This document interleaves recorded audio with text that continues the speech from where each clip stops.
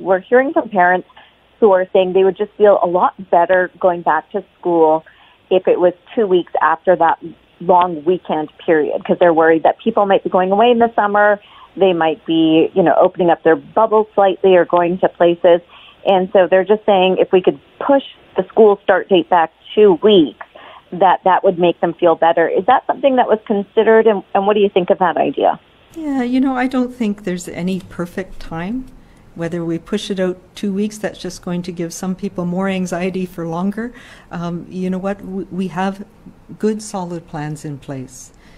People are starting now to prepare for going back to school. We've given them notice about that. Now's the time where we have to start thinking about those routines that are going to make it work for our families, for our school community, for our children. We need to not prolong the anxiety. We need to get kids used to the thought about, oh yeah, I'm going back to school, but no, I can't hug my friends this year. It's going to be a new school this year. And in the first couple weeks of that, will be all of us learning that. The learners, the teachers, the administrative staff in our schools, parents, about how we take our child in, let them drop them off. Those are all the things that are going to happen in the first couple of days and weeks of the school. So those are the things that we're going to get started with in a couple of weeks, and it's going to be okay. We're going to work through this, and it's important for the new school, the look and the feel, for us all to get used to it. And whether I don't think there's any value in postponing that. We're still hearing from people that are worried about schools not being safe, and keeping COVID out depends on trusting everyone going in is actually following your guidelines and orders. And we've seen plenty of examples in British Columbia where people just don't believe the rules apply to them. So how concerned are you about a possible super spreader outbreak like we have seen at schools in the United States? Yeah, here in BC, these plans that have been made have been developed with widespread input at the local level. So they're the things that are going to work for each school.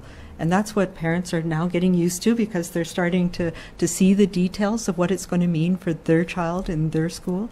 But schools are a very controlled situation. And I also think what we have in BC, and I mentioned it earlier, what we see in some jurisdictions is a reflection of what's going on in the community.